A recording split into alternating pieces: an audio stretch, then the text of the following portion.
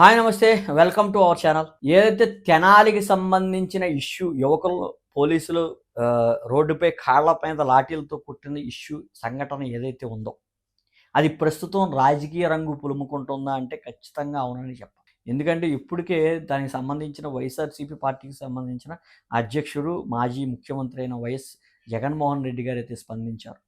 ఖచ్చితంగా ఇది red book రాజ్యాంగం. దళిత, మైనారిటీ యువకులను ఈ రకంగా బాధించడం కరెక్ట్ కాదు. రాజ్యాంగాన్ని తొంగలో తొక్కి వారికి నచ్చినట్టుగా పోలీసులకు ప్రత్యేక అధికారాలు ఇచ్చి కొట్టమని ఈ రకంగా చేస్తున్నారంటూ కూడా ఆయన ఆగ్రహం వ్యక్తం చేస్తున్నారు. ఒక వర్గం అయితే ఇది ఖచ్చితంగా రౌడీ షీటర్లు ఈ గంజాయి మత్తులో పోలీసులపై కూడా దాడి చేశారు. కొంతమంది అయితే అటుగా వెళ్తున్న ఆడపిల్లలను ఇది చేశారని చెప్తున్నారు. ఒక ఎస్పీ గారు వచ్చేసి రీసెంట్‌గా వీళ్ళు ఒక హత్యా నేరంలో ఉన్నారు, అందుకని వీళ్ళని విచారణకు రమ్మనే క్రమంలో ఈ గొడవ జరిగిందంటూ కూడా చెప్తున్నారు. అయితే పూర్తి స్థాయిలో విచారణ జరిపి సామాజిక మాధ్యమాల్లో గానీ, అటు ఆహ్, ప మీడియాలో గానీ ఈ ఘటన ప్రాముఖ్యంగా సంతరించుకోవడంతో ఈ ఘటనకు ముఖ్యంగా పోలీసులు ఈ రకంగా దాడి చేయొచ్చా? రాజ్యాంగాన్ని వారి చేతిలోకి తీసుకోవచ్చా? ఇవన్నీ కూడా ఆహ్, అల్లరవుతున్న ఈ నేపథ్యంలో ఖచ్చితంగా ఎస్పీ గారు దీనిపై అయితే విచారణ చేపడతాం. ఎవరు తప్పుంటే వాళ్ళ మీద యాక్షన్ తీసుకుంటాం అంటూ కూడా చెప్తున్నారు. అయితే ప్రధానంగా వీళ్ళందరూ కూడా ఒక మర్డర్ కేసులో ఉన్నారు. ఆ నిందితుడు ఆ విచారించే క్రమంలోనే ఈ రకమైన కానిస్టేబుల్‌ని దాడి చేశారు. మళ్ళా ఈ రకమైన సంఘటన తర్వాత జరిగిందంటూ కూడా ఆయన చెప్తున్న పరిస్థితి.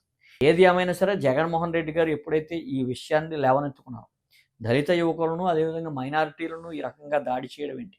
ఇది రెడ్ బుక్ రాజ్యాంగం కూటమి ప్రభుత్వం కావాలనే చేస్తున్నట్లుగా ఇది కూటమి ప్రభుత్వాన్ని మీద నెట్టే ప్రయత్నం అయితే ఆయన చేస్తున్నారు. కూటమి ప్రభుత్వానికి సంబంధించిన రాజకీయ ప్రముఖులు గానీ ఎవరు కూడా ఈ ఘటనలో ఇప్పుడు దాకా స్పందించలేదు.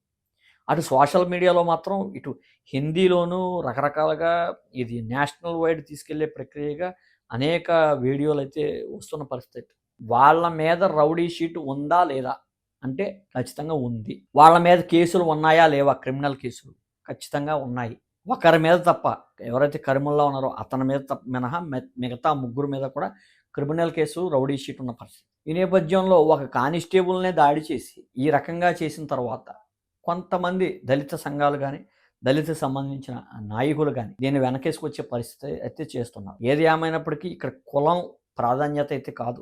ఒక వ్యక్తులు తప్పు చేస్తే అది కులం మొత్తం తప్పు చేసినట్టు కాదు. ఒక యువకుడి మీద దాడి జరిగితే దళితులందరి మీద దాడి జరిగినట్టుగా దళితులు యువకుడిని దాడి చేశారని చెప్తూ ఉంటారు. ఈ సమాజం ఒకటి మంచి చెడు అనేది ఖచ్చితంగా కులాల్లో ఉండవు, మనుషుల్లో మాత్రమే ఉంటాయి. మంచి చెడు అనేది క్లియర్ కట్‌గా ఆలోచించాలి. మనం ఒక వ్యక్తులకి సపోర్ట్ చేస్తున్నాం అంటే ఖచ్చితంగా వారికి సంబంధించిన వెనకాల ఎంక్వైరీ చేయాలి. అతను నిజంగా కరెక్టా కాదా? వాళ్ళ మీద కేసులు ఉన్నాయా అంటే ఖచ్చితంగా ఉన్నాయి. వాళ్ళ మీద రౌడీ షీట్ ఉందంటే ఖచ్చితంగా ఉంది. మరి మాజీ ముఖ్యమంత్రి స్థాయిలో ఉన్న వ్యక్తి, ముఖ్యమంత్రి పదవిని చేసిన వ్యక్తి ఈ రకంగా నేరుగా సమర్థిస్తున్నారంటే ఖచ్చితంగా ఓట్ బ్యాంకే. వాళ్ళ ఓట్ బ్యాంక్ ఎక్కువగా ఎస్సీ సామాజిక వర్గానికి చెందిన వారు గానీ, అదేవిధంగా మైనారిటీలు గానీ ఎక్కువ స్థాయిలో ఉన్నారు కాబట్టి ఖచ్చితంగా వాళ్ళని సపోర్ట్ చేయాలంటూ కూడా కూటమి ప్రభుత్వం ఈ రకంగా చేసింది. కూటమి ప్రభుత్వం రెడ్ బుక్ రాజ్యాంగాన్ని ఎళ్తుంది. పోలీసులకు ప్రత్యేక అధికారాలు ఇచ్చేశారంటూ కూడా జగన్మోహన్ రెడ్డి గారు చెప్పడం జరిగింది. ఇది ఏ రకంగా కరెక్టు? ఒక ఎస్సీలు, ఒక మైనారిటీలు మీకు ఎప్పటినుంచో సపోర్ట్ ఉన్నారు. వాళ్ళ ఓటు బ్యాంక్ ఎక్కువగా ఉంది. కాదనట్లేదు. కానీ ఈ రకమైన రౌడీ షీట్లు ఉన్న క్రిమినల్ కేసులు ఉన్న వ్యక్తులను కూడా ముఖ్యమంత్రి స్థాయిలో చూసిన వ్యక్తి అయిన జగన్మోహన్ రెడ్డి గారు ఈ రకంగా ఎందుకని నేరుగా సమర్థిస్తున్నారో అర్థం కాని విషయం. అయితే మరి కూటమికి సంబంధించిన నేతలు ఇప్పటికైనా సరే దాని గురించి స్పందిస్తారా? స్పందించరా? అసలు ఇప్పుడు దాకా ఎందుకని స్పందించలేదు? ఇక్కడ సంబంధించిన తెనాలిలో ఐతా నగరానికి సంబంధించిన ఇక్కడ గగ్గోలు పెడుతున్నారు కొన్ని వర్గాలైతే. వాళ్ళందరినీ కూడా హింసించేస్తున్నారు. థర్డ్ డిగ్రీ ఉపయోగించారు. వాళ్ళందరి మీద కూడా ఈ రకంగా దాడి చేయడం కరెక్టా? ఒకటి దాడి చేయమనైతే రాజ్యాంగంలో లేదు. అంతవరకు కరెక్ట్. ఎందుకంటే ఒక వ్యక్తిని శిక్షించే అధికారం ఏ పోలీస్ ఆఫీసర్‌కి ఉండదు. కానీ కొన్ని ప్రత్యేకమైన పరిస్థితుల్లో అయితే ఖచ్చితంగా శిక్షించొచ్చని కూడా అదే రాజ్యాంగంలో ఉంది.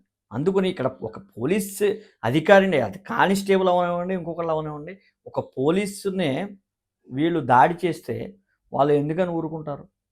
అది ఏ రకంగా నైతికంగా ఏ రకంగా తప్పవుతుంది? రాజ్యాంగంగా అవనివ్వండి, మానవ హక్కుల ఉల్లంఘన అవ్వనివ్వండి, ఇంకేదైనా అవ్వనివ్వండి. ఇప్పుడు ఎవరైతే కష్టాల్లో ఉన్నప్పుడు పోలీసుల దగ్గరికి వెళ్తారో వాళ్ళే భరోసాగా నిలబడతారు. సమాజంలో వాళ్ళు ఒక స్థానం ఉన్న ఒక పోలీస్‌ని ఈ రకంగా ఏదో రోడ్డు మీద యువకుడిని కొట్టినట్టుగా తిరిగి కొట్టేసి మళ్ళా కూడా తిరిగి వాళ్ళు చర్యలు తీసుకుంటే ఈ రకంగా మాట్లాడడం ఎంతవరకు కరెక్ట్. ఇక్కడ కానిస్టేబుల్ని కొట్టారు అనడం మటుకు క్లియర్ కట్గా కనబడుతుంది. ఏమని ఈ కానిస్టేబుల్ పిలిచారు, ఎంక్వైరీకి పిలిచారు, ఎంక్వైరీకి పిలిచినప్పుడు వీళ్ళు రానన్నారు, అప్పుడు గొడవ జరిగిందని ఒకటి.